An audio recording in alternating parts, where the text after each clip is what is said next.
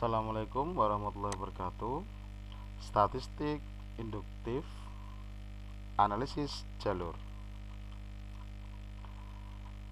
A. Pengertian analisis jalur atau path analysis.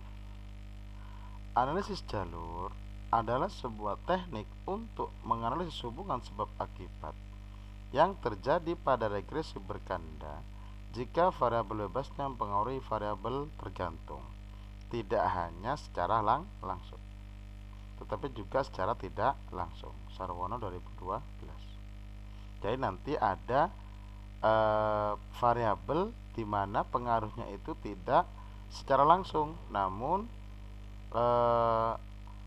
ada variabel interveningnya. Menurut Fajr Ismail 2018, perbedaan regresi dan analisis jalur adalah jika dalam regresi pengukuran dilakukan untuk menganalisis pengaruh secara langsung antar variabel X terhadap variabel Y, namun dalam analisis jalur pengukuran dilakukan pengaruh baik secara langsung maupun tidak langsung. Jadi kelanjutan dari analisis regresi adalah analisis jalur. Kalau regresi kita menganalisis variabel independen pengaruhnya secara langsung terhadap variabel dependen, dan di analisis jalur ini pengaruh baik secara langsung maupun secara tidak langsung. Analisis jalur berguna untuk melihat hubungan antar variabel dan dari mengidentifikasi jalur penyebab suatu variabel tertentu terhadap variabel lain. Lah, besarnya pengaruh suatu variabel independen eksogen atau lebih terhadap variabel dependen endogen. Jadi nanti kelanjutan dari analisis regresi ini nanti kita akan melihat ada variabel endogen dan eksogennya. Misalnya untuk B, model-model analisis jalur. Model-model analisis jalur menurut Fajri Ismail digambarkan dalam bentuk kotak atau lingkaran serta panah tunggal untuk menunjukkan sebagai penyebab sebagaimana gambar berikut. Misalnya model regresi berganda seperti ini. Selanjutnya misalnya di sini dalam X1 sebagai variabel eksogen pertama, X1, X2 sebagai variabel eksogen kedua, dan Y sebagai variabel endogen. Variabel dependennya adalah endogen. Kemudian misalnya untuk gambar yang ini X1, X2, X3 kemudian ada Y. X1 sebagai variabel eksogen pertama, kemudian X2 sebagai variabel eksogen kedua, X3 sebagai variabel eksogen ketiga, dan Y sebagai variabel endogen atau variabel terikat.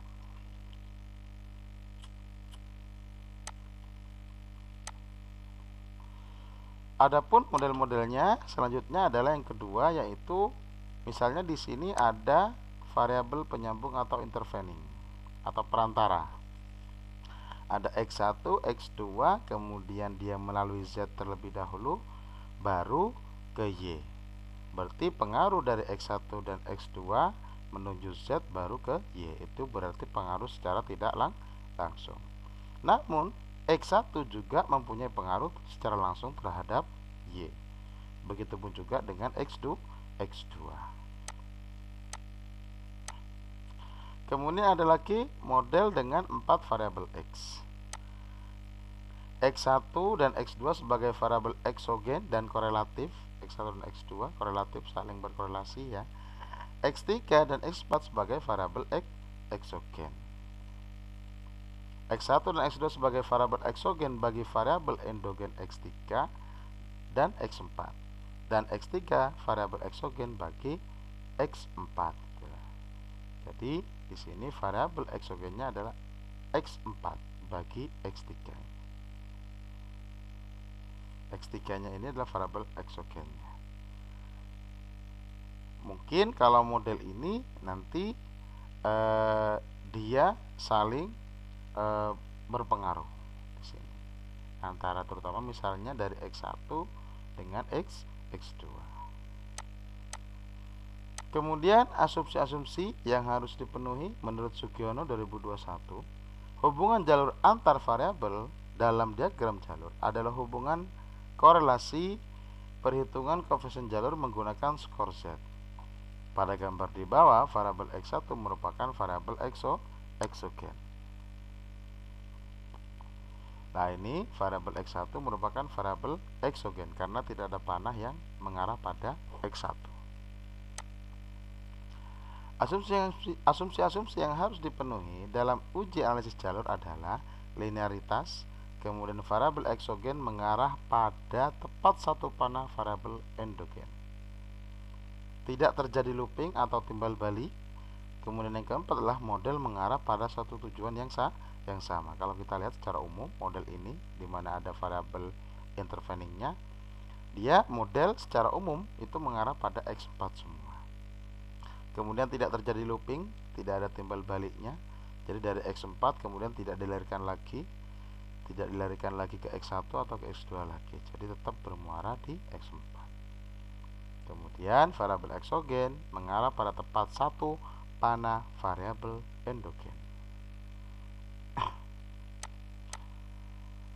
Misalnya kita melakukan analisis jalur dengan program EBM SPSS, pengaruh, misalnya ada judul ya, pengaruh kualitas dosen dan layanan akademik serta kepuasan mahasiswa terhadap jumlah mahasiswa baru.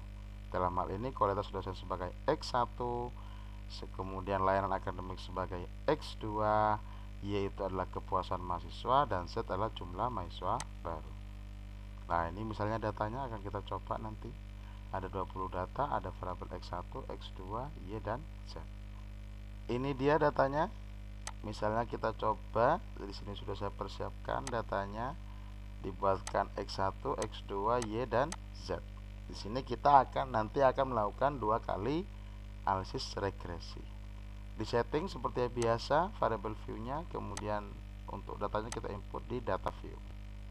Setelah di-input semua, samakan saja dengan data yang tadi. Ada X1, X2, Y, kemudian ada Z. Setelah itu kita regresikan dulu X1 dan X2 terhadap Y.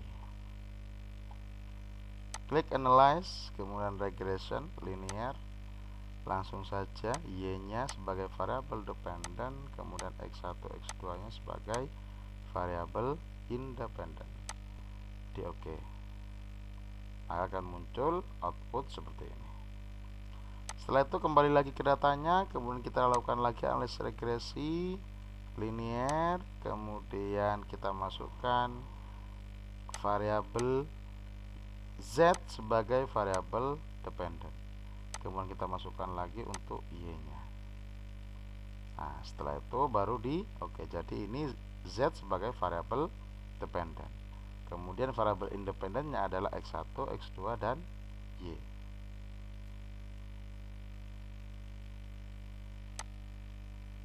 Nah, sehingga muncul output seperti ini.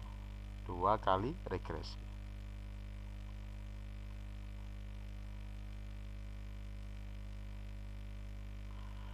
Nah, setelah output ini muncul, maka untuk analisisnya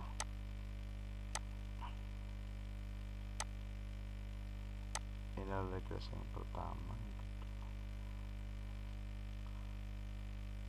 Untuk outputnya ini adalah hasil regresinya ya.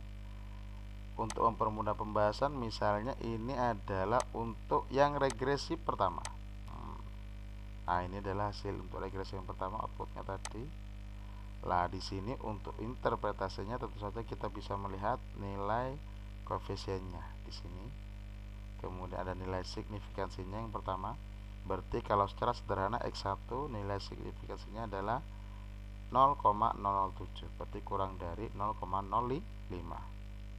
Berarti signifikan. Berarti X1 berpengaruh terhadap Y. Begitupun juga dengan X2, yaitu kurang dari 0,05, berarti signifikan. Kemudian itu secara ringkas saja. Kemudian untuk R square-nya ya, nilai koefisien X2-nya misalnya di sini adalah 0,663, sedangkan untuk nilai X1-nya adalah 0,337 nilai koefisiennya. dan tandanya adalah positif semua. Artinya X1 berpengaruh positif terhadap Y, X2 berpengaruh positif terhadap Y. Setelah itu, kalau kita lihat di sini, kita kasih arah dari X1 ke Y, kemudian X2 terhadap Y, kemudian nilai dari koefisiennya kita masukkan di panah ini. 0,337, 0,663. Di sini adalah errornya. Nah, ini baru regresi yang pertama. Kemudian tadi kita melakukan regresi yang kedua. Sama analisisnya, kita coba perhatikan di sini ternyata Y-nya juga signifikan, nilai sig-nya kurang dari 0,05, kemudian X1-nya juga kurang dari 0,05, X2-nya juga kurang dari 0,05, berarti signifikan semua. Berarti Y berpengaruh terhadap Z, kemudian X1 berpengaruh terhadap Z, X2 juga berpengaruh terhadap Z. Adapun nilai koefisiennya adalah ini. Sehingga secara model tadi untuk regresi yang pertama adalah ini, X1 terhadap Y, X2 terhadap Y. Nah, sekarang untuk regresi yang kedua adalah X1 terhadap Z, kemudian X2 terhadap Z, dan Y terhadap Z. Nah, koefisien min 5,052 didapatkan dari koefisien ini yang Y terhadap Z, kemudian X1 terhadap Z adalah 1,5 sekian-sekian, nah 1,4 sekian-sekian, kemudian untuk koefisien yang ininya, yang X2 nya adalah 4,586. Sehingga model secara utuh dari regresi 1 dan regresi 2 adalah ini.